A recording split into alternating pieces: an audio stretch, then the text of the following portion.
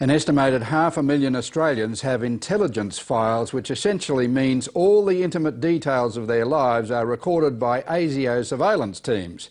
ASIO, the Australian Security Intelligence Organisation, has been operating in this country for over 60 years, and now for the first time top-secret ASIO files will be on public display at an exhibition opening tomorrow at the Justice and Police Museum in Sydney. Greg Miskelly has a preview. They are the file notes of Cold War era Sydney, long hidden from view. Balzac said there are two kinds of history. There's the history you read in school books and on the front of newspapers, which is all lies. There's another kind of history, a secret history, much more scandalous, and it's the one that tells you how things really happen. At the Police and Justice Museum, a covert world of photos, phone taps and even spy gadgets is being prepared for public view. Curator Hayden Keenan has researched the ASIO files of some prominent Australians for over 5 years. You start going into what I would have to describe as a dark biography. Your file will feature you on every page, and as you read through the file, we gradually get to know all there is to know about you from the point of view of an intelligence agency. We get to meet all your family, your friends, your lovers, your wife, your workmates. If they're really onto you, all your phone conversations will be synopsed and précised. All your travel, all the flights you're on, the rooms you stayed in. I think at the height of the Cold War, ASIO had between 150 and 200 paid agents who were paid to penetrate organisations. They had more than 1,000, several thousand contacts. They had the power to tap phones and open mail. They had a file registry of at least 100,000 files. Chifley set up ASIO in 1949, but he was voted out fairly soon after that. The exhibition explores the rise and expansion of ASIO during the Cold War, when Russian spies were infiltrating Canberra. And I have no doubt myself that the communist tactics are to disperse forces and to divide. In Menzies era Australia, the fear of communism was rife, and Australian members of the party, like Frank Hardy, were targeted. I find that the law of conflict, the basis of Marxism, is a very useful world outlook for me as a writer, and I feel integrated as an Australian, as a writer and a communist. Despite being a celebrated novelist and playwright, Hardy was stalked by secret agents for most of his life.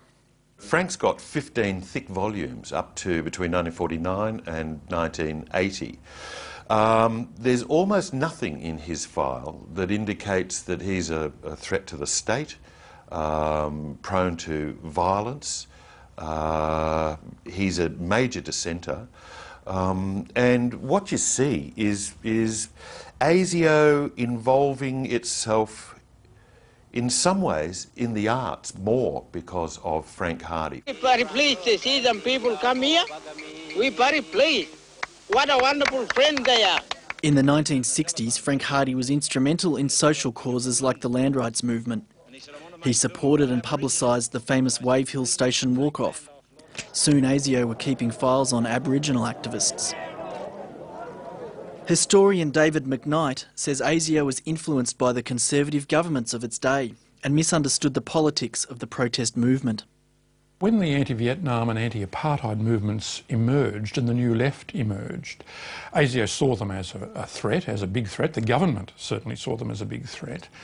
And it's true, there were communists involved in those movements, but of course the mentality of the time meant that if communists were involved, they were assumed to be in control, or secretly in control, and the only job then was to try and find out how they secretly controlled these movements. ASIO ended up on this hunt for Communist Party members, what was called front organisations, and this took in everything from World Council of Churches, peace movements, mothers' clubs in primary schools. Well, it is a threat to the state, and it probably is Michael Kirby's. Hayden Keenan says the files are windows into the young lives of now very respected Australians. Along with the exhibition, he's now producing a forthcoming SBS series called persons of interest. One of those is Roger Millis, a teacher, writer and actor, and the son of an active communist leader. He was under surveillance since childhood and later experienced huge impacts when ASIO information was secretly utilised by government agencies. They were very tense and turbulent times, and just to be mentioned before the Royal Commission on Espionage put the fear of God up some people. In September 2 years ago, when 2 time bombs exploded in the Sydney offices of a Yugoslav tourist agency, a new wave of controversy started about ASIO's activities. By the 1970s, a Croatian nationalist terror attack and a series of intelligence leaks led to criticism of ASIO that it had become too ideological. Extensive damage was done in this explosion. I think Gough Whitlam and the whole of the Labor Party, when they came to office in '72, were deeply sceptical about ASIO because, quite rightly, they saw it as a tool of the Conservative government. And that is, now that we've got the files open, we can say that definitively. There are many, many examples. It's expected Mr Whitlam will announce next week the name of the judge who will head an inquiry into all our intelligence services. In 1975, the Hope Royal Commission triggered greater scrutiny into the secret agency's far-reaching powers. In a sense, all that they did was to say, well, you have to rationally justify your targets. Ultimately, it was in modern management culture was introduced with performance reviews and all those other terrible things. And so, yes, the Hope Commission had a very big influence on the functioning of ASIO. In 2011, it's the war on terror that preoccupies ASIO. In 2009, ASIO intelligence led to the conviction of 17 Islamist terrorists in Sydney and Melbourne. But an intense focus on monitoring Islamic community groups is for some a real cause for concern. The Sheikh was astonished by wondering what on earth he was supposed to have done, so he went about trying to find out what he'd allegedly done that could have had him assessed as a security risk. And he hit brick walls everywhere. He was completely unable to find out what he had supposedly done. He went to the High Court in the end to get permission simply to know what he'd been accused of, and he was told that because he was a foreigner he wasn't allowed to have access to that material.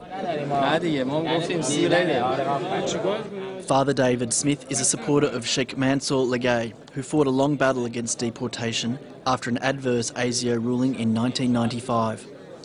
He says ASIO has had real impacts on the Sheikh's family and community. I think we've all got questions of ASIO. I mean, I know the man like a brother, and I know he's being honest when he's saying he has no idea what he is supposed to have done wrong. And we believe it has to go back to some stuff up. But of course you can't find that out. The whole process is such that it's all covered up. I think if you're dealing with genuine threats to security, then a significant degree of secrecy is necessary. It's really unavoidable. But what happened in the 60s was a political threat, not a genuine threat to security. Today it's different. One of the things that I'm hoping from this exhibition and later from our series is that we can draw out some historical threads into the contemporary age for people to be able to say, well, how should we oversee an organisation like this?